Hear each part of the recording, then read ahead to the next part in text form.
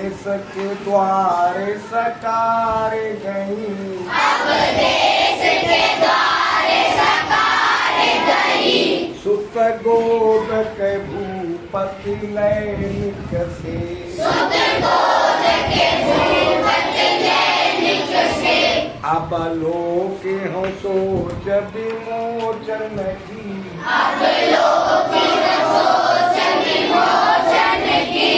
अगिसी रही जे नठ के धिक से, अगिसी रही जे नठ के धिक से। तुलसी मन रंजन रंजित अंजन, तुलसी मन रंजन रंजन अंजन। नैन सुखंजन जातक से, नैन सुखंजन जातक से। सजनी ससिमय समशील उभय, सजनी ससिमय समशील उभय। नवनील सरोरु से विकसे, नवनील सरोरु से विकसे। अब इन लाइनों का अर्थ आपकी समझ में नहीं आया होगा। हमने अलजेब्रा से सिखाने का वादा किया था, तो पहले इन लाइनों का मतलब समझेंगे, फिर थोड़ा सा अलजेब्रा समझाएंगे आपको। ओके, राम कथा चल रही है, 4 भाइयों का जन्म हो गया है, राम भरत लक्ष्मण शत्रुघ्न। अब थोड़े बड़े हो गए हैं, राजा दशरथ भी उन्हें कभी कभी गोद में लेने लगे हैं। तो 1-2 बार लीला का वर्णन हम कर चुके हैं, बता चुके हैं। एक और है, तो एक सखी दूसरी सखी से कह रही है, कोई अयोध्या नगर की ही कोई सहेली राजा दशरथ के दरवाजे पर एक दिन आ गई घूमते घामते। तो वहां उसने जो देखा, उसे देखकर अपनी दूसरी सहेली को बता रही है। किस तरह से बता रही है? अब देश के द्वारे सकारे गई, हे सखी मैं सुबह राजा दशरथ के दरवाजे पर गई। सुत गोद के भूपति लैनिक से, सुत गोद के भूपति लैनिक से। सखी मैं राजा दशरथ के दरवाजे पर सुबह प्रातः काल गई। उसी समय राजा दशरथ अपने पुत्र को गोद में लेकर बाहर निकले और अवलोक मानी देखकर, देखते ही सोच विमोचन, जिनको देखते ही कष्ट दूर हो जाते हैं, सोच विमोचन चिंताएं दूर हो जाती हैं।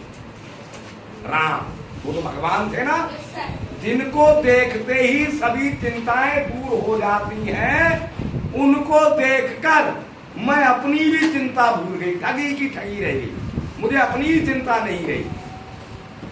मैं मतलब चकित हो गई, मोहित हो गई उन पर। समझ गए नहीं? ए सखी मैं प्रातः काल राजा दशरथ के दरवाजे पर गई। उसी समय राजा दशरथ अपने पुत्र को गोद में लेकर बाहर निकले। उस शोक यानी चिंता दूर करने वाले पुत्र को देखकर मैं अपने शरीर की ही चिंता भूल गई। ऐसे लोगों का जीवन धिक्कार है जो प्रभु राम के दर्शन करके अपनी चिंता ना भूले। जिसने राम के दर्शन किए उसे अपनी चिंता भूल जानी चाहिए। तो ऐसे लोगों का जीवन धिक्कार है जो राम के दर्शन करने के बाद ही अपनी चिंता को ना छोड़े। तुलसी मन रंजन रंजित अंजन नयन सुखंजन जातक। तुलसीदास जी कहते हैं कि वो पुत्र वो राम ऐसे थे मन रंजन, तुलसीदास जी के मन को खुश करने वाले। राम की छवि कैसी है? तुलसीदास जी के मन को प्रसन्नता देने वाली है। रंजित अंजन, और उनकी आंखों में अंजन लगा हुआ है, काजल लगा हुआ है। वो ऐसे लग रहा है जैसे खंजन पक्षी के नवजात शिशु की आंखें हो। खंजन पक्षी देखा है? पीले पेट का पक्षी देखा, जिसका पेट पीला होता है, ऊपर को पक्षी की तरह होता है, तालाबों नदियों झीलों के किनारे पे पाया जाता है। पेट पीले कलर का होता है उस पक्षी का। ये पहचान, लंबी पूंछ होती है, पतली चोंच होती है, उसकी आंखें बड़ी सुंदर होती है। तो तुलसीदास जी के मन को प्रसन्न करने वाले प्रभु श्री राम की आंखों में लगा हुआ काजल ऐसा लग रहा है जैसे खंजर पक्षी के बच्चों की आंखें हैं। समझ गए? सजनी ससीमय समसील उभय नवनील सरोर से ए सखी। शशि माने चंद्रमा, शशि माने चंद्रमा तो जानते होंगे। ऐसे लग रहे हैं, उनकी दोनों आंखें ऐसी लग रही हैं जैसे चंद्रमा में नीले कमल के नए फूल अभी अभी खिले। चंद्रमा देखा? चंद्रमा के अंदर दो नीले कमल के फूल दिखाई दे रहे हो, ऐसे राम जी की आंखें लग रही। अब ये लाइनें हमने गा के भी सुना दी, इनका अर्थ भी समझा दिया। अब थोड़ा इसमें से अलजेब्रा निकालते हैं, ठीक है? मान लीजिए, वैसे इसमें नाउन तो कई है, पर हमने इसमें से 4 प्रॉपर नाउन छांट रखे हैं। प्रॉपर नाउन को हम पी कहते हैं।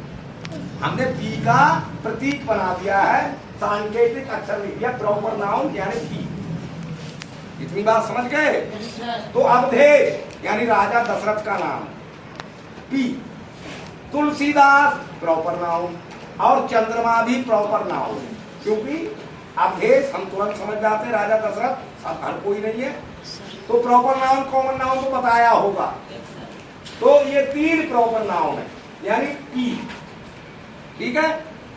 और 4 कॉमन नाउन हमने लिखे, दरवाजा, राजा, मित्र और पक्षी। इनको हमने सी से रखा है, और एक आपका है मैटेरियल नाउन, अंजन यानी काजल या सोमा, इसको हमने एम से रखा, इसको हमने एम मान लिया। तो P plus C plus N equal N.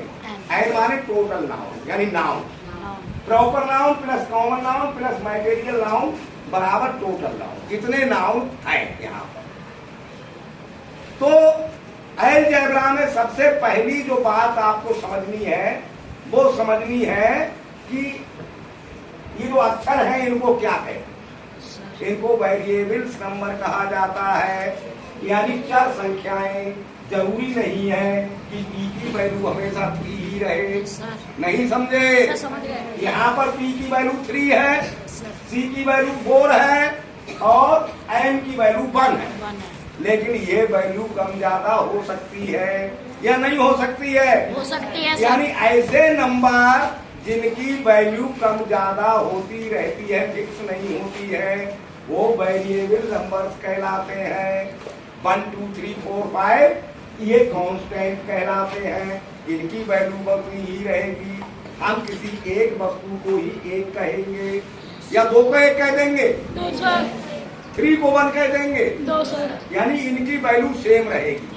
पर P को हम 1 भी कह सकते हैं, P को हम 2 भी कह सकते हैं, जैसी होगी जैसी वैल्यू होगी। नहीं समझे बात? समझ गए। तो वेरिएबल्स नंबर का जोड़ना, घटाना, गुणा करना, भाग करना, फैक्टर्स निकालना, एलसीएम निकालना, एचसीएफ निकालना, यही तो सब मैथ में सीखते हो। तो वेरिएबल्स नंबर की ये सब बातें सीखना ही अलजेब्रा सीखना कहलाता है। नहीं समझे? समझ गए। तो अलजेब्रा में जो नंबर्स होते हैं वो वेरिएबल्स कहलाते हैं। समझ गए? Yes sir. अब जैसे पी की वैल्यू 3 है, सी की वैल्यू 4 है, एन की वैल्यू 1 है और एन की वैल्यू 8 है।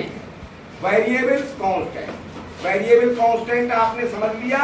Yes sir. यहीं से शुरुआत अलजेब्रा की होती है। जो नंबर हमें पता नहीं होता है उस नंबर को हम कोई सा अक्षर मान लेते हैं और उन्हीं अक्षरों पर जोड़ना घटाना अलजेब्रा कहलाता है, और उन अक्षरों को हम वेरिएबल्स कहते हैं, यानी उनकी वैल्यू घटती बढ़ती रहती है।